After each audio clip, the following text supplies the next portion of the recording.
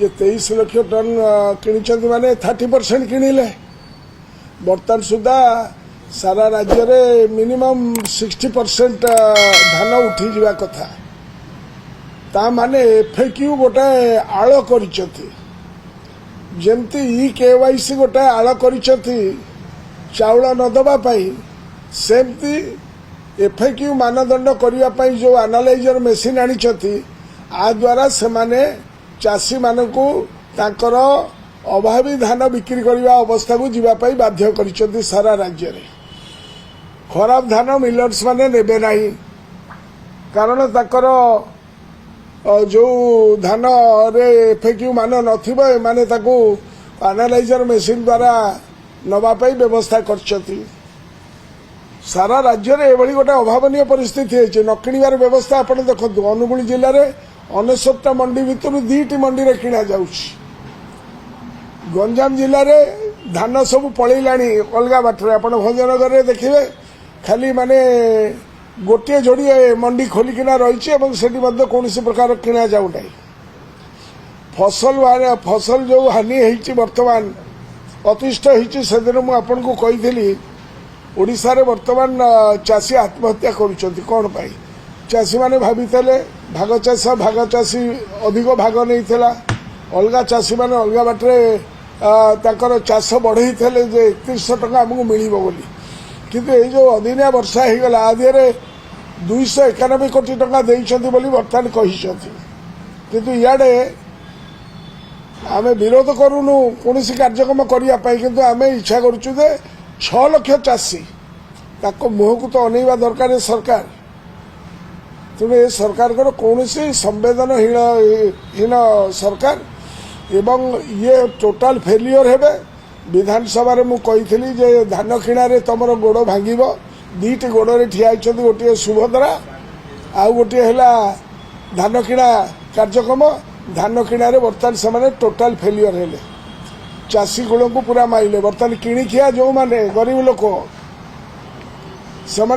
e KYC द्वारा आज announcement कर 31 तारीख सुधा से कार्यक्रम करेंगे ना तेणुक लक्ष लक्ष लोक गरीब लोक आदि बाद पड़े तेणु ये जो ताच्छल्य कार्यक्रम करिछथि जो थे आप देखिए तार प्रतिफलन होती जगतसिंहपुर जिले में 4 जन चाषी बिल टली पड़े आत्महत्या कले बोनस पाइबा जो माने भाग चाषी माने थे से बर्तमान अल्प दाम दलाल मान को बिक्री कले ये जो विषचक्र प्रक्रिया आर प्रभाव मध्य आगामी रबी फसल उपर पड़ो तेणु सरकार सचेतन हुंतु यही जो उत्कर्ष ओडिशा एवं जो कार्यक्रम सब माति परसेप्शन मैनेजमेंट करुँच बीजेपी सरकार खाली प्रतिश्रुति अनुसार कार्यक्रम करूना धोखा दौरान बर्तमान लोक को तेणु मु निवेदन करी मुख्यमंत्री निजे आर व्यवस्था करंतु प्रथम कही सर्वदलीय मीटिंग डाकतु चाषी प्रतिनिधि मान डाकतु आर प्रकृत बाट बाहर करंतु जो थे चाषी कूल को आपण माने ताकर क्षतिपूरण पैसा दबा संगे संगे कार्यक्रम करि परिबे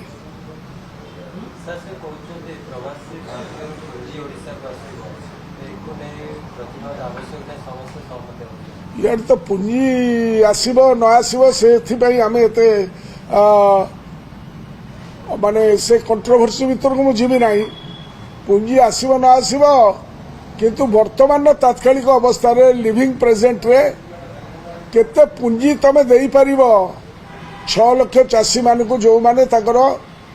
चाष को हरई बसचती जो मान ठारू तमे ताकर धान न किणितबारु से माने अभावी बिक्री करबा आरंभ करचती ये गोटे षड्यंत्र चाषी कूल विरुद्ध रे एफएक्यू मान रे कोन 2014 मसीह किणा जाउ नथला 2014 मसीह भारत सरकार एफएक्यू रो जो मानदंड कले सेबेटारू से कार्यक्रम चली किंतु ये जो प्रकार गोटे वातावरण सृष्टि करी लोकों मन गोटे भयर वातावरण सृष्टि कले चाषी को जो धोखा बर्तमान दौरान ये गोटे षड्यंत्र चाषीकर धान से केबे किणिबे नहीं आपण माने आज जो से कहते 23 लाख ଧାନ କିଣିଛନ୍ତି ତା ପାଖାପାଖି ମାନେ 30% ଧାନ ଯେତେବେଳେ 60% ମିନିମମ୍ ଧାନ କିଣା ଯାଇଥିବା କଥା ଏବଂ କ୍ଷତିପୂରଣ ସେମାନେ କେତେ ଟଙ୍କା ଦେଉଛନ୍ତି ସରକାରଙ୍କ ଘୋଷଣା ଅନୁସାରେ ହେକ୍ଟର ପିଛା 7,000 ଟଙ୍କା ପ୍ରାବଧାନ କରିଛନ୍ତି ଅର୍ଥାତ୍ ଏକର ପିଛା 3,000 ଟଙ୍କା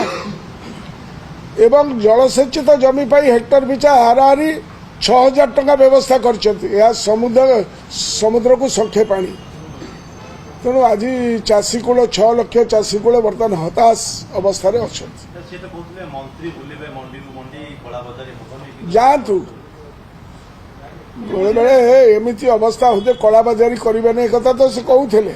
ଯେ ମିଲର୍ସ ମାନେ ଯାଇପାରିବେ ନାହିଁ ଆମେ ସିସିଟିଭି କ୍ୟାମେରା ରଖିଛୁ ଆମେ ଜେଲ୍ ତିଆରି କରିଛୁ ଜେଲ୍ରେ ଭର୍ତ୍ତି କରିଦେବୁ ସେ କେତେ ଜଣଙ୍କୁ ଜେଲ୍ରେ ଭର୍ତ୍ତି କଲେଣି ଏଇ ଯେଉଁ ପ୍ରକାରର ବାହାସ୍ପଟ ମାରୁଛନ୍ତି ସେ କାର୍ଯ୍ୟକ୍ରମ ନୁହେଁ ଅସଲ କାର୍ଯ୍ୟକ୍ରମ କରନ୍ତୁ ଯାହା ସେମାନେ